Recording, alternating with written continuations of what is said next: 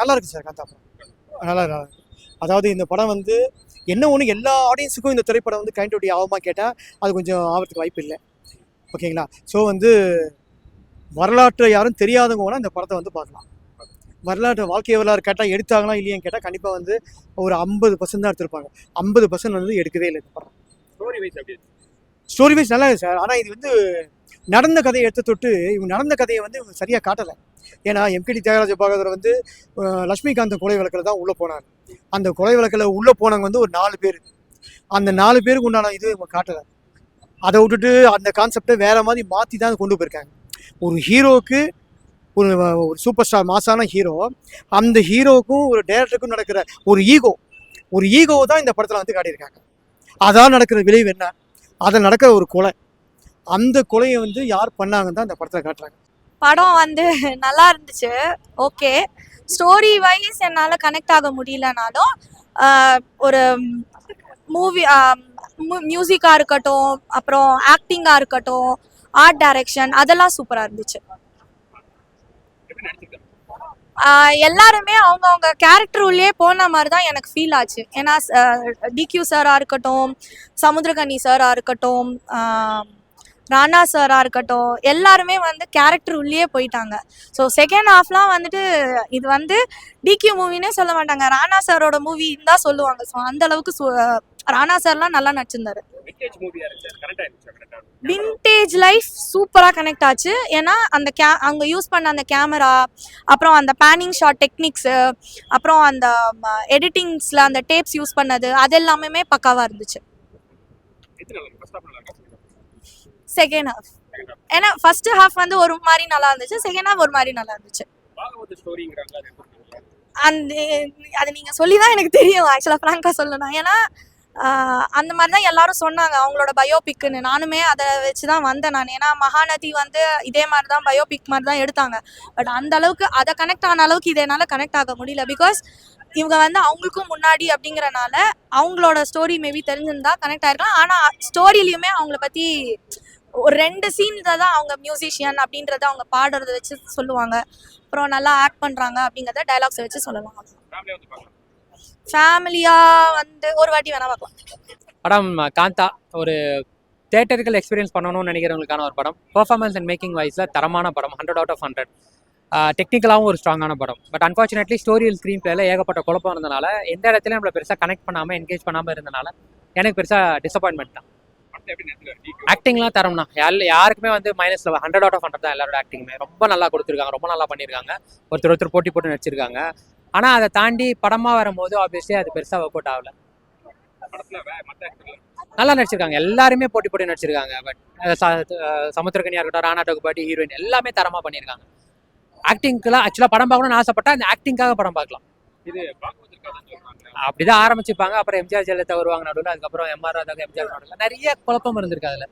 So பெருசாக அதில் அது எம்கேடியோட கதை இல்லை, அவ்வளோதான். பிஜிஎம் நல்லா இருந்தது, பாடல்கள் பெருசாக ஒர்க் அவுட் ஆகல. இது vintage movie, periodic movie, art டைரக்ஷன்லாம் சூப்பராக இருந்தது. எல்லாம் அந்த 1940s கொண்டு போயிருக்காங்க. ஆனால் டெக்னிக்கலாக ஸ்ட்ராங்கான படம் தான். அதை தாண்டி படமாக கதையாக பார்க்குறப்போ பெருசாக ஒர்க் அவுட் ஆகாது. எதுவுமே எதிர்பார்க்காம வந்தீங்கன்னா மேபி பிடிக்கும், எதிர்பார்த்து வந்தீங்கன்னா கண்டிப்பாக டிசப்பாயிண்ட் ஆகும். படம் ரொம்ப சீரியஸாக இருக்கு,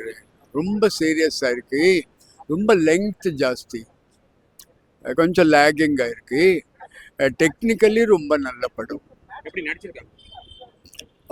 துல்கர் சல்மான் ரொம்ப நல்லா நடிச்சிருக்காங்க. துல்கர் சல்மான் ஒரு கமலஹாசன் நாயகனில் எப்படி இவ்வளோ இன்ட்ரெஸ்டிங்காக நடிச்சிருக்காரோ அந்த அளவுக்கு நடிச்சிருக்காரு.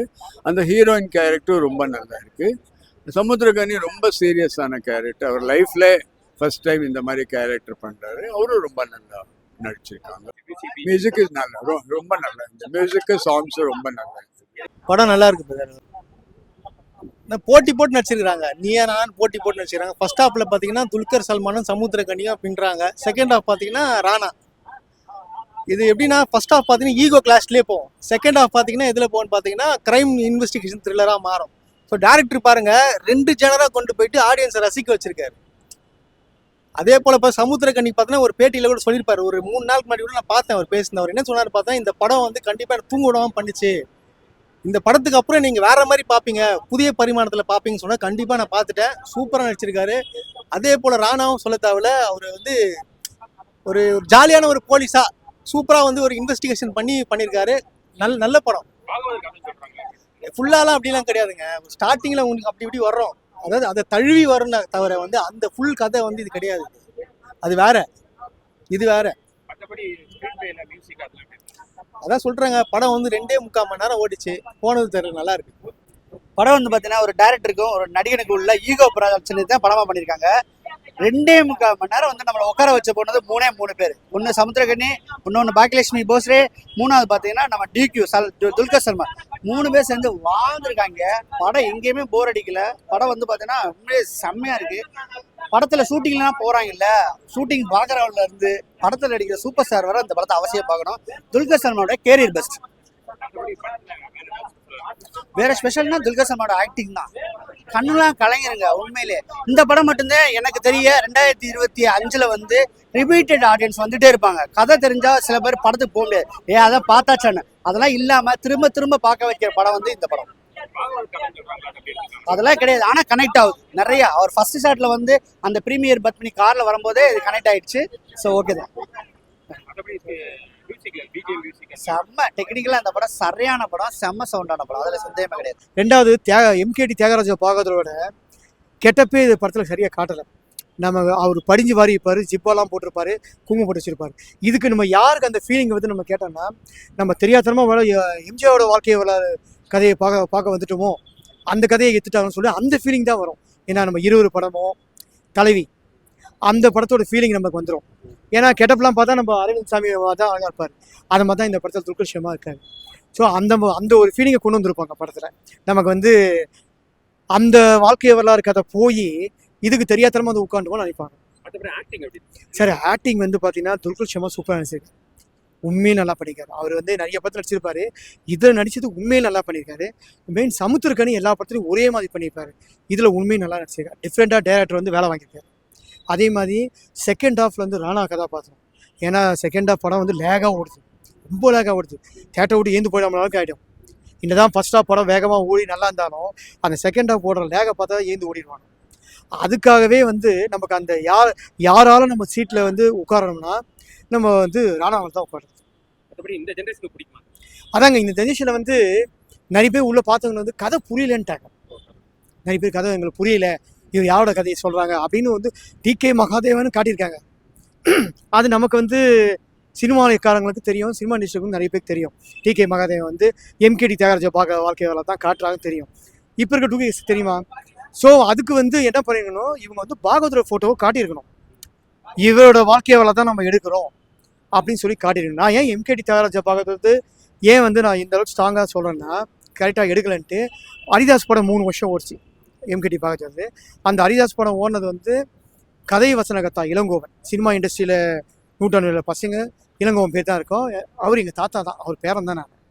ஓகேங்களா? ஸோ வந்து அதனால் ஸ்ட்ராங்காக நமக்கு தெரியும். ரெண்டாவது அவங்க பேரனை கூட நிறைய கேஸ் போட்டிருக்காங்க பாருங்க, ஏகப்பட்ட போய். அது உண்மையிலேயே கேஸ் போடுறது நான் என்ன சரியாகவே காட்டலை. இந்த மாதிரிலாம் காட்டாமல் இருந்தாங்கன்னா யாரும் தான் கோவம் தான் வரும். ஆனால் வந்து இதெல்லாம் வந்து தெரியாத அளவுக்கு அதெல்லாம் வந்து யார் வாழ்க்கை வரலாம்னா எக்கிட்டு பண்ண போட்டோம்ப்பா, வேண்டாம்ப்பா, நம்ம வந்து துல்கர் வரோம், சமுத்திரக்கனிக்காக வரோம் அப்படின்னு சொல்லிட்டு வந்து படத்தை பார்த்தாங்கன்னா கண்டிப்பாக படம் சூப்பர் படம்.